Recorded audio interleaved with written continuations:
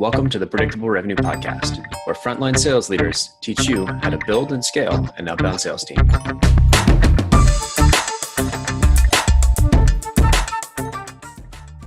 Welcome back to the Predictable Revenue Podcast. I'm your co-host, Colin Stewart. Today, I'm joined by a lead instructor from Sales Bootcamp. So a little bit outside the normal SDR manager, SDR that we have today, but Ryan Reisert is a guy that has trained a number of SDRs, and we're going to talk about how the SDRs that he's trained and helped get into the workforce consistently hit 100 activities every day. Ryan, welcome to the show. Thanks, Colin. Happy to be here. Yeah, man. Thanks for joining us. I'm really excited about this one.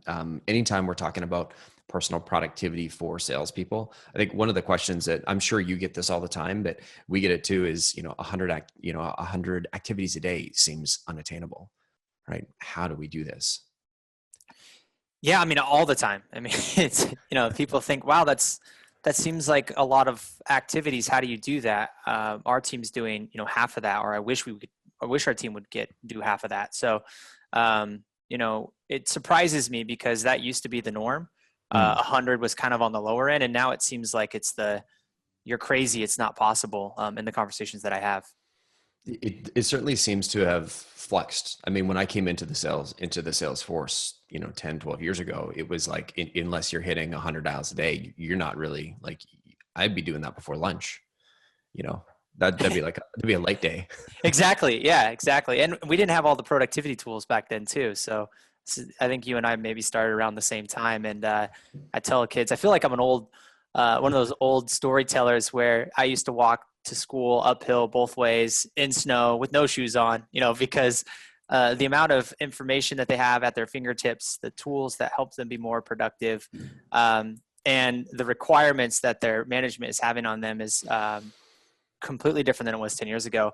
And so it's exciting to be a part of this new modern sales world where we can help folks kind of still feel like they're, doing what they need to be doing, but let them know that they have a lot more advantages ahead of them. So excited to kind of help others enable themselves with this tactic we're going to talk about today. Awesome. So when we're thinking about process, I know it's something that as a salesperson I used to be allergic to. I was like, no, I'm a natural. I don't want to regiment my day. I don't want to have a playbook, or I've got my own playbook that I've developed and my own system. Why would a team or even an individual SDR want to adopt your system? That's a great question. I think the reason why people like to adopt my system is that we have so many different things that we're supposed to do as an SDR today. Right? We've got research and activities and emails and phone and social. There's all these different touch points that are happening today. We have all these different tools we're supposed to be working in order to kind of stay on top of our day-to-day. And we forget about what activities are actually most important. Because what we don't want to do is spend a day feeling like we're busy doing the wrong activities at the wrong time. If we can implement this strategy or this tactic, this process, as you call it here, we're able to focus our activities on the right activities at the right time that are going to produce better results over time. So once people adopt to this particular process, they find that all of a sudden their success goes up. And at the end of the day, as we get into this, I always tell folks, you have three things that you can control: your activities, your targeting, and your messaging. And unless you have those things under control, you don't know where you can make some of these changes to ensure that you're producing the numbers you need to produce to make the money you want to make. So if you talk about it in that kind of way, then individuals are more likely to kind of take a shot on it. And once you start to use this process, it just makes sense. You mentioned some interesting, the right activities at the right time. Don't most cadence tools help you do that? I think they're designed to try to help you do that, but you can't predict what your specific prospect's when your prospect's going to all of a sudden start engaging with your emails, right? While the email might have went out 2 days ago, all of a sudden you see that some emails getting 10, 15 opens, right? So if you're going to wait 2 more days before you make the call because your cadence tool tells you to make that call, you're missing out on opportunity. right? So while the cadence tools are great to keep a cadence of touches in play, process is not a tool. And so this process is meant to stay on top of the right activities at the right time, not to do a certain amount of activities over a period of time. And there's a big difference there. I think that's such an important piece. And especially what you said around process. I love that your process comes first, the tools come second, and the tools are really there. I think if I'm hearing you correctly, just to enable that process, not to create that process for you. That's correct. So walk me through, what's the high level of your process? How do you see that? Yeah, so I call this bucketing leads for success, right? So it helps you kind of think about your process in the way of 4 buckets. Okay, so at a high level, everything you're going to do resides in these 4 buckets. So bucket 1 is a group of accounts that are in what I like to call a swim lane, but others might call your ideal account profile, your ICP. These are it's your territory as a rep. It's all the accounts that you should be going after at any given time. And they meet a certain set of criteria that is a good fit for your product or service. So when you're thinking about this bucket, it only consists of accounts who actually meet that level of criteria. So this might be industry, size, revenues, different trigger events that have occurred, whatever it might be. That's your bucket 1, your total addressable market for you as a rep. Okay. Bucket 2 is the leads that you've taken, or personas that you've taken from bucket 1, and you've done the research on a individual now. You've documented that. You've actually made an attempt to this individual. You document that as well. So I like to call it a verified dial. Meaning that I've attempted you, Colin. I went to your phone tree. I hit 9 for last name, 374 pound. I document all that. Mm-hmm. I also have some short keys on why I want to reach out to you in the first place, right? You're a sales consultant and there's a partnership opportunity or whatever. I have my little notes on there, and I've attempted you once. That's my bucket 2. And you do that. Sorry, you do that before you come up with those notes before you make that verified dial. That's right. I'm doing I do my research one time with this process, by the way, because this is something we'll talk about. Is you don't have to research every single time you attempt. You should research it one time, and if you're in a bucket, you already know that this person's ready to go. Because remember, bucket 1 is I already know that the account's a fit or potentially a fit. Bucket 2 is this individual is somebody within my persona that I want to engage with now, right? So I call this kind of my warming up, bucket, right? One more question for you. Does an email count as a verified dial, or are you specifically calling every single person before you add them into whatever tool you're using? I always attempt to call some people, right? Now, you can't always have a phone number that's verified. Sometimes it's just not possible. Even if you're buying data, there's not everyone has the ability to be reached over the phone. So this could also be adding to your cadence. This could be the first attempt to your cadence and you have a verified email and the email delivers, right? You're still at the company. I've done my pre-research. I'm starting my warming up to engage you. That's what this bucket is, okay? And I'm taking only leads from bucket 1 into bucket 2, meaning they fit my ideal swim lane. It's nothing else. If it's too big, too small, whatever, it doesn't move in. Now I'm in bucket 2. I already know that it's a good account, and I know it's a persona I want to go after. I've done my research on them. I have my notes, and I'm either putting them to my cadence or I'm verifying my outbound calls. Okay. Yeah, and you're putting them in one contact at a time, right? Is it an account that you add in and then go find all the relevant contacts? Yeah, so that's a great question. So bucket 1, you think about it at the account level, because this is like maybe an AE passed you to list or your manager passed you, whatever, right? Like that's your account level bucket, and they all are good accounts you want to penetrate. Now, when you move into all the other buckets, these are contact level. So this is a persona at that company, because as we go through this process, when we think about backfilling it, or if we engage with these people, we're going to want to refill it with other people at that company until we kind of figure out our funnel metrics for pursuing an account. Right? Because all of this will come together at the end to help us make data-driven, decisions on how this strategy should work out over time.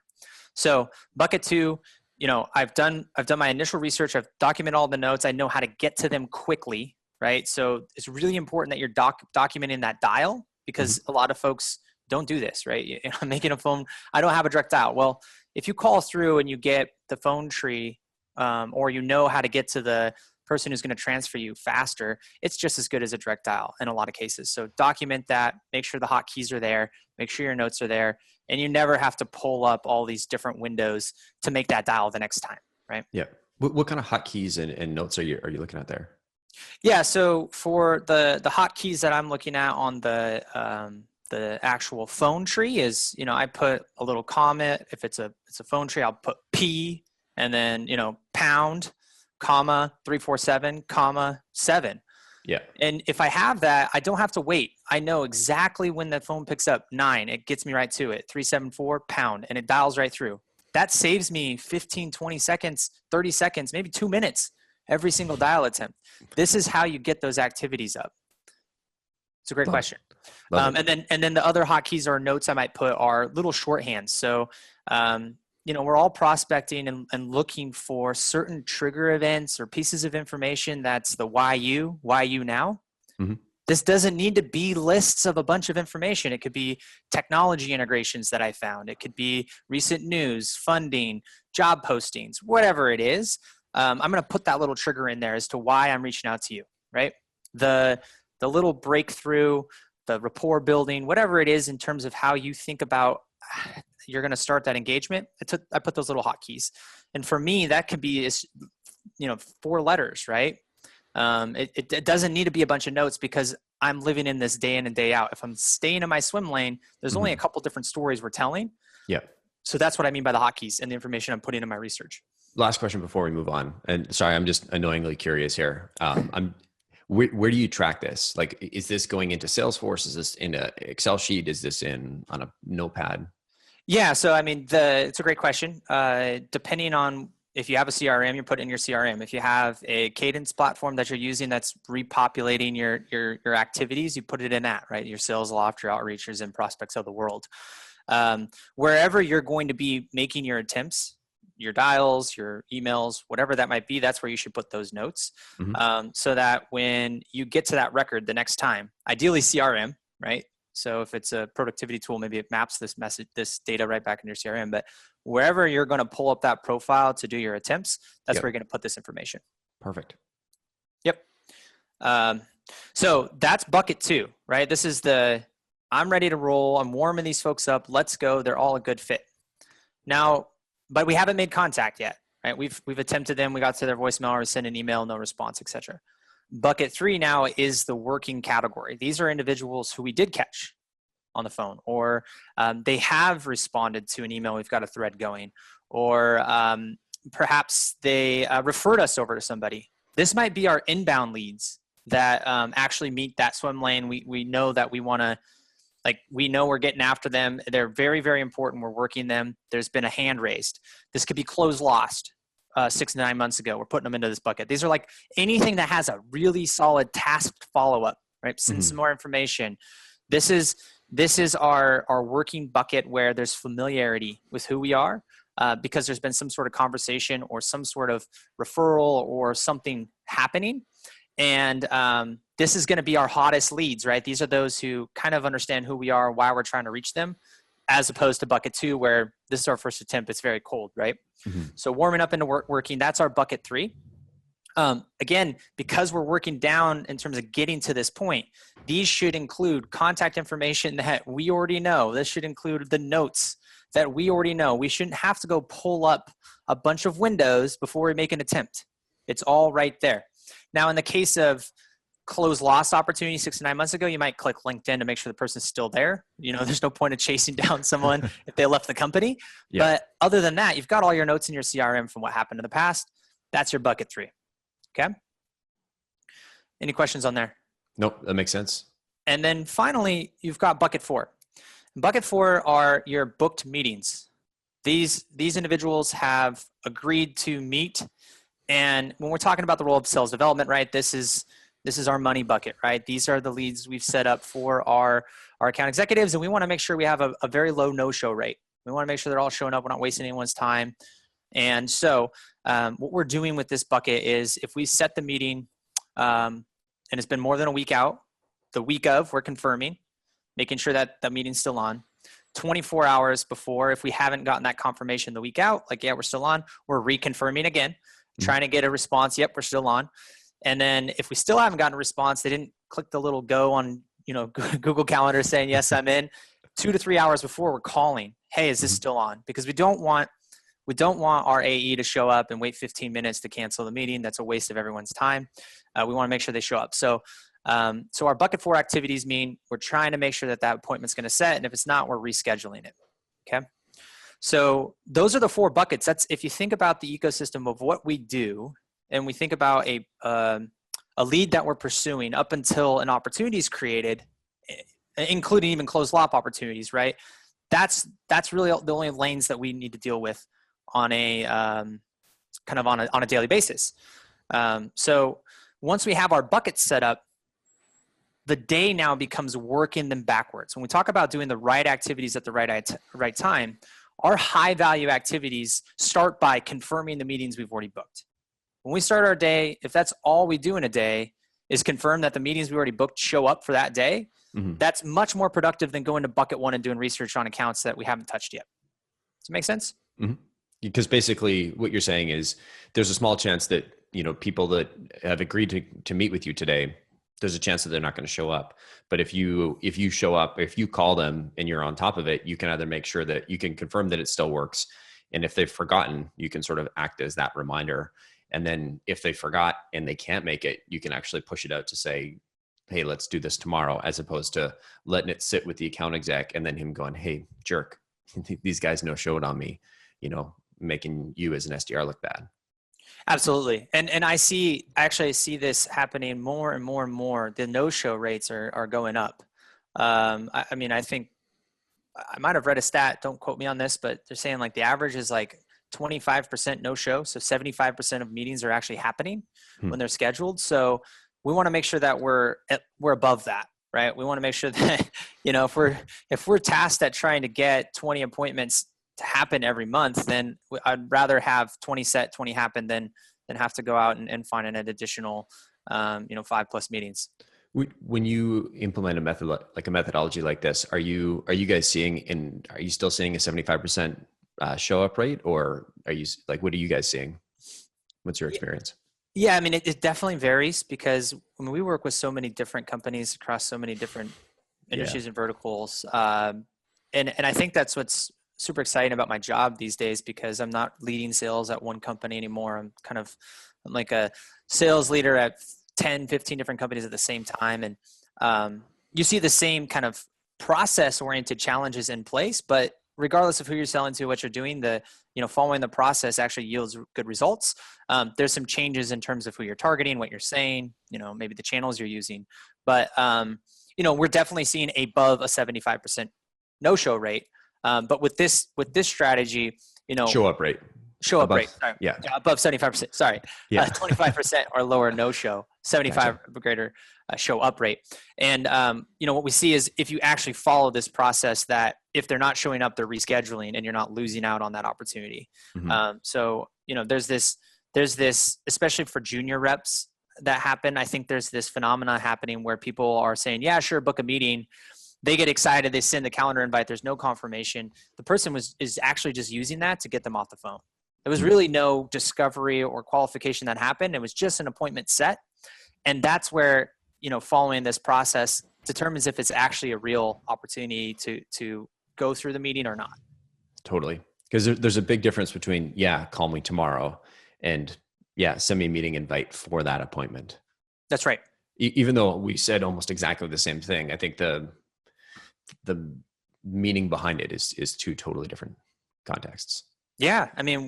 One's a brush off, almost an objection. You need to, hey, that sounds great. How does tomorrow at 2:30 p.m. work for you? Right? Confirm email, send it out. That's very different than, call me tomorrow. Mm-hmm. Yeah. And like one example we've seen, we worked with a lot of teams as well, sort of helping implement things like this. And the difference that we've seen before a process like this, where you have no You're not sending the invite. You're not confirming the same day. You're not doing any sort of follow up in between. We've seen teams go from when they first started with us, they'd have like a 40% show up rate. Wow. 40%. You're like, Wow. how is this? How are your SDRs not getting beaten by your account execs? I mean, not that I would ever condone that, but I'd be pretty choked if only 40%. I'd stop showing up to those meetings.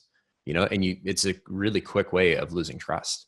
And implementing things like, just making sure that you're actually booking an appointment versus, getting a confirmation is a great thing. Making sure you're following the process that Ryan's sort of outlining here will get you from, if you're anywhere below like a 50%, it'll get you instantly to that baseline of 75%. And then working diligently to follow Ryan's process here will help sort of, that's the master level. Like, how do you get it above? How do you do, beat the benchmarks? That seems like what we're talking about today. Exactly. Yep. Everything we're talking about is beating the benchmarks, right? It starts with the how do we get above 100, which, is that very difficult benchmark for us to accomplish these days for some reason. So.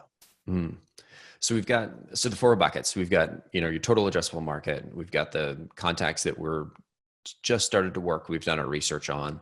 The third bucket is, those sort of warmer conversations. The fourth bucket is, this is my piggy bank. This is the people that are about to turn into money, commission on my check. You're booking me. They're about to show up to a meeting, et cetera. So that how do I understand the process in general. How do I build this how do I make sure that I'm living this every day? Yeah. So it's a great question. The way that you want to kind of live this is to try to have some sort of lead or contact stages, depending on where you're working your lists, that are four parts, right? You got your meeting sets, you have your working, the ones that you've connected with, you've got your warming up or whatever you want to call it, and then you've got your cold leads, those that are in your total addressable market. You can call them whatever you want, bucket one, bucket two, bucket three, bucket four, but that's where you live. When I used to actually run my sales teams, they were literally cold, warm, hot, set, meeting set, right? That was what we did. And then once they showed up, we would create an opportunity. So the lead would be converted to a contact, very easy to manage. Everybody runs their CRMs different. They have different stages, but in order to execute a strategy like this, you have to have some sort of stage or system in place to be able to sort your buckets so you can easily create a view or a list that allows you to work this process backwards.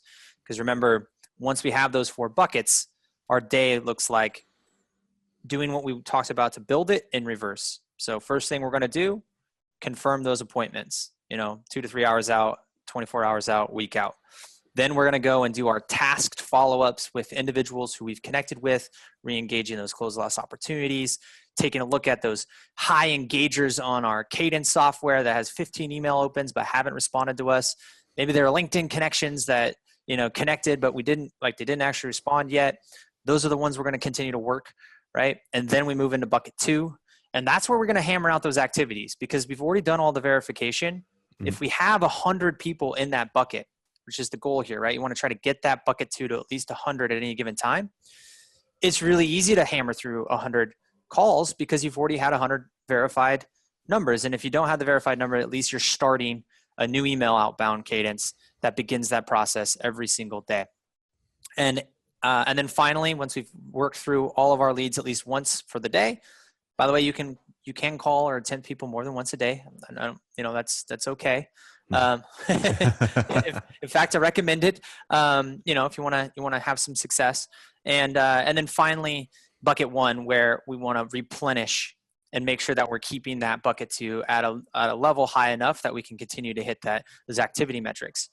And if you're working this day in and day out, you're going to start to get some funnel metrics that allow you to understand how many total accounts do I need to have each month, each quarter, in order to hit my productivity goals. Am I starting out with enough accounts? Is there enough in my territory, my area, or whatever that allow me to set up enough appointments, right? So the next is, how many people within an account do I need to be trying to target in order to get in a meeting, right? If I'm going through and I'm having conversations and I'm getting kicked around or getting referred, maybe it's 2, maybe it's 3 people that I need to talk to before I actually get consensus buy-in to get an appointment set, Mhm. right? So I start to figure that out, and I know I need to start adding 3 each time instead of 1. How many activities do I need to be doing every day to get a conversation or a response? And how many of those responses or activities lead to a conversation that that conversation then leads to an appointment? So if I'm dialing, right, a conversation is not, no click, right? It's an actual conversation. We've engaged. I've told you what we do, and we're determining if there's a fit, right? Same thing with the email responses. Just because someone says like, no thanks, not me, whatever, that doesn't really count as a response. We want to look at positive engagement. There's something happening there.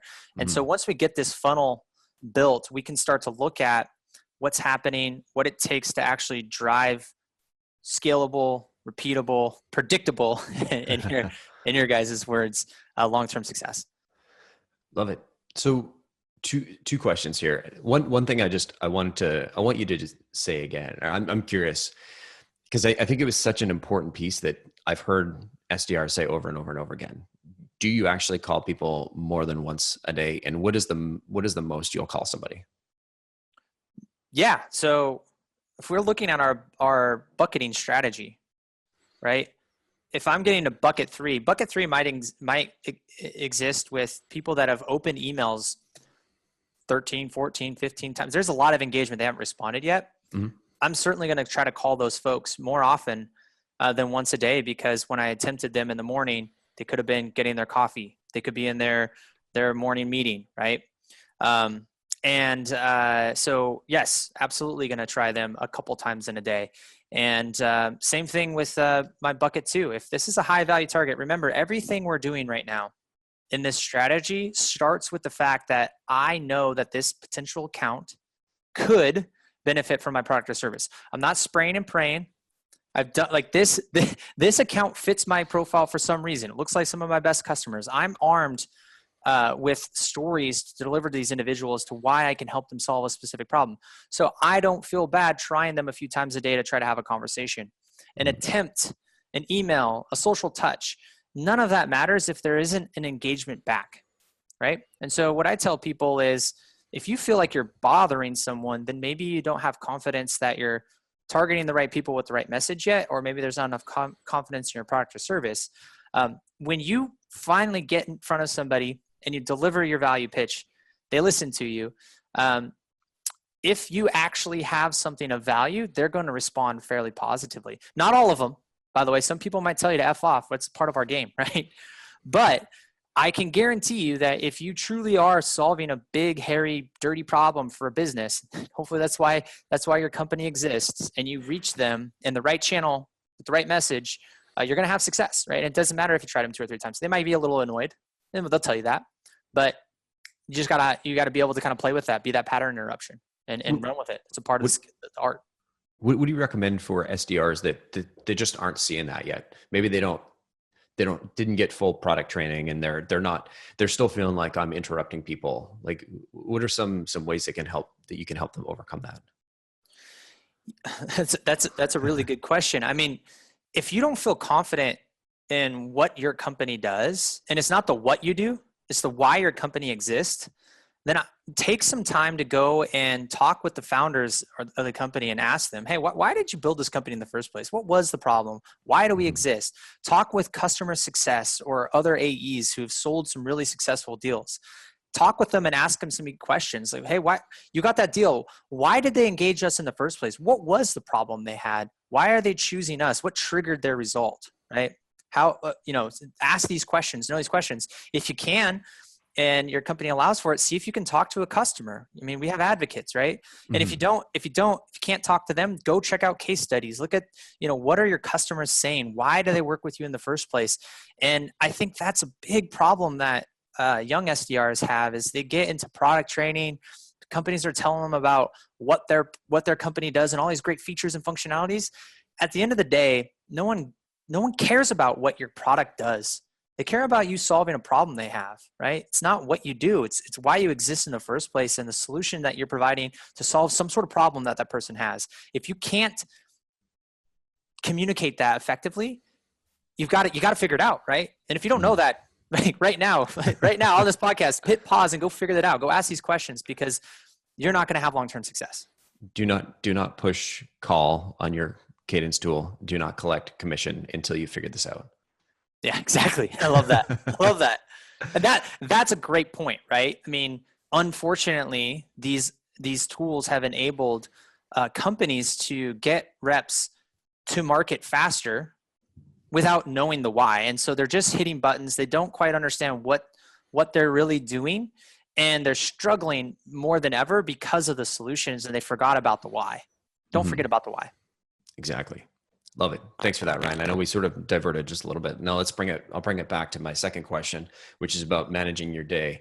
You mentioned you want to have 100 contacts in bucket 3 at any given time. Is that the bucket one? Two. Or sorry, bucket two. Yeah. So do you have a rough idea of how many an SDR, like what do you coach your SDRs on in terms of like how many, as a rough rule of thumb, because I know every company is going to be different, but what sort of level of accounts contacts should they have in each bucket at any given time? Yeah, so there's a lot of data out there that kind of backs. I've created a couple different resources. I can send this one over to you as well. I call it the SDR math, but and I use the 100 number because it's just a number that works fairly well with averages. Although if your productivity numbers are higher than they need to be, you need to increase these. Remember, I talked about the 3 levers we have are activities, targeting, and messaging, right? So I always start with a minimum of 100 because that's the number of activities we're trying to get to. But what data shows is that if we do 100 outbound activities, we're likely to engage with about 2 to 5%, right? So a cold call, if I do 100 outbound, I'm going to have 2 to 5 conversations randomly, right? That's what data shows. It's backed in a lot of different areas. Jeb Blunt wrote about this in Fanatical Prospecting. These are people that don't know anything about you. He says 20 to 50 touches. That's 2 to 5%, right? Mm-hmm. Love that book, by the way. Like, great book. Jeb Fantastic. Blunt, Fanatical Prospecting. If you haven't listened to it, you should definitely check it out. 100%. It's a phenomenal book. It's recommended reading for sure. So he talks about in his book. There's an old Forrester report I saw. They said 2 to 4%. And this, all the different accounts that I've ever worked through, I see around 2 to 5%. Vorsight, Exec Vision, Steve Richard, who's another good thought leader to follow. If you don't, he does some phenomenal call coaching. He does a thing called Call Camp, but he did a study last year. His top 5% of outsourced SDRs at Vorsight, it's an outsourced appointment setting company, over a 3-year period, top 5%, he ran all of his figures, and you look at, they do 120 outbound activities that have like 4.3 conversations. It's about 3%. Okay, so data shows that you're going to get between 2 and 5% doing cold outbound. So if you're doing 100 activities, that's 2 to 5 conversations. Now, depending on your targeting and your messaging, 5 conversations, how are you going to get 1 appointment? A lot of people try to get 1 appointment a day. Say appointment a day keeps the manager away, depending on your team. But, if you have 5 conversations, you're doing really, really well on the connection. Well, data shows only about 10 to 15% of first conversations are going to lead to an appointment. And the Vorsight study, which is their top 5%, they get 30% to convert over, which is really good over time. And I see anywhere from, less than 6% up to 40%, depending on who you're selling to, what your market is. Actually, another great book to read on this is Chet Holmes wrote a book called The Ultimate Sales Machine. Love it. Yeah. Yeah. He talks about this concept of a buyer's pyramid, and look that up as well. And it talks about at any given time, 3% are buying now, 6 to 7 are thinking about it, 30% don't think they're thinking about it, so you can look at that. And basically the data shows that's what you're working with. All right. So if we assume that we can connect with 3 to 5% cold outbound, and only say 10 to maybe 40% are going to actually book an appointment, you got to run your numbers, right? And if you look at the averages that I explained before, say it's like 3 and 15, if you're doing 100 at 3% and 15, I think that produces a little under 1 meeting a day. So you're still not there, and you have to either increase your activities to get there, or you have to improve your targeting or your messaging. And so I help people try to look at their funnel metrics from the beginning, focus on the 100 because it makes the math easy to to run without the gate, but over time, maybe it only takes 60 because you have you're able to get people moving forward out of your bucket 3. So your first conversation is not good, but the bucket 3, like your messaging is compelling, you have good collateral, and you can move the deal forward. So it's a little bit less activities because you're working on a 2-step production, or you need to crank it up because you might need to use a tool like Connect and Sell. It does 150 outbounds a day or an hour. Sorry, you could do 1,200 a day. Have 40 conversations, and maybe that's what you need to convert a couple of meetings. So anyway, I kind of geeked out a little bit there with a lot of resources and data, but I can talk about this for hours. Love it. And we'll get those articles that you mentioned and we'll link to them in the show notes here. We've got a team of people that are much better at follow up than I am now. And they'll track all these down and put them in the show notes. So if you are listening or watching, you can see everything that Ryan just mentioned there. Because I imagine if you're driving around in your car, you're probably not going to be doing math shouldn't be writing down. Like, please don't be writing down if you're driving. But we'll get all of this, and you've got an article on specifically the SDR funnel math, right? I've actually created a little video, and I put a little spreadsheet. It has a document you can link out to, so I can dig it up and send it over. Perfect. And the ultimate result of this, I think you mentioned it a couple of times, but how many meetings per month will these activities generate? I mean, it's going to depend on your funnel math, right? So, what's a target that people should be shooting for? Is it 2? Is it 100? Yeah. So the article I'll send out actually talks about it. Your target should be based on the revenue that you're supposed to be supporting. So everything you do you should work backwards. You should reverse engineer. Gary Vee talks about this stuff all the time, right? You reverse engineer the process. So if I need to get $600,000 of revenue per AE per year, right? And, based on my close rates and my ACV, I can determine how many appointments I need to support that. And then from there, I can back into, based on our total addressable market and what we're seeing in terms of the engagement metrics, what our numbers need to be. And is it one SDR supporting one AE? And does that even make sense economically based on the amount of revenue we're bringing in, et cetera? So what I tell you is you got to run your numbers based on your company, right? And if you haven't run these numbers for your company, you're saying my quota is 600K because I'm just putting it out there in the air. Sorry, so I do this.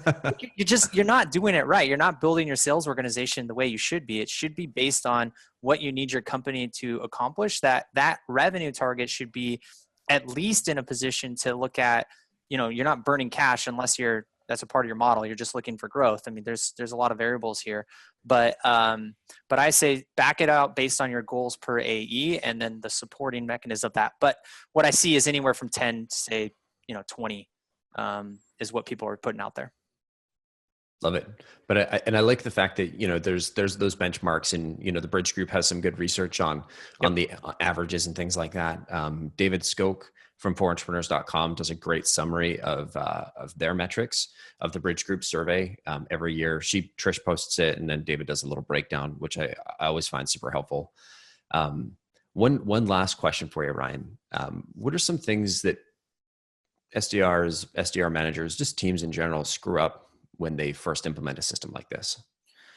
I think the biggest thing is getting back to what we talked about in the beginning. They think that the sales productivity solution is the solution, right? I just put this in SalesLoft, or I just put this in Outreach. It's in process. So you cannot mistake the process for the tool. And there are a lot of different factors that are happening. So you have to stay on top and track the lead and the lead's engagement in order to figure out, it's like any other sales methodology where there's exit criteria, right? So you have to understand the exit criteria. A bucket 1 is somebody I have not, this is an account and a person in that account that meets my persona that I have not attempted yet, right? Bucket 2 is I've attempted it once, there's no engagement. Bucket 3, so you have that exit criteria, and I think that's some things that people struggle with because they're overthinking and not thinking about the basics of the exit criteria in terms of what bucket is and what bucket 2 is versus what bucket 3 might be. And then the other challenge is making sure that they reverse engineer their their time spent on each activity. So they might have the buckets in play, they have some leads in the buckets, but they find themselves showing up in the morning and doing bucket 1 activities, moving, someone they haven't contacted into their first attempt when they should be following up with bucket 3s, bucket 4s, bucket 3s, then bucket 2s, bucket 1s. Also, finally, don't do bucket 1 to bucket 2 activities inside your golden hours. Right? Your golden hours are these times when you should be trying to attempt people over the phone when you have a higher likelihood of catching them. So in the mornings, in the afternoons, before 8 to 10, 3 to 5, 3 to 6. By the way, you can call after 5 p.m. It's another one of those golden nuggets. What? No, but people are going home. That's when you're supposed to be, heading home for the day. What do you mean you're calling after 5 o'clock? Exactly. So do it during lunch, right, or whatever. But those are some of the things that I see people fail with. Really understanding the exit criteria, focusing on the right activities at the right time, and doing it in the reverse orders. Phenomenal. Ryan, I can't thank you enough for coming on the show. This has been super informative. Thank you so much. Yeah, thanks for having me. It's been great. My pleasure. One last thing before we go, guests, if you're listening, if you're watching, I'd love it if you could help us out. Go into iTunes, hit subscribe. If you're in YouTube, hit subscribe. It helps us grow the audience of the show and find more great guests like Ryan to bring to you on a weekly basis. All right. Thanks again, Ryan. We'll talk to you guys next week. Thanks.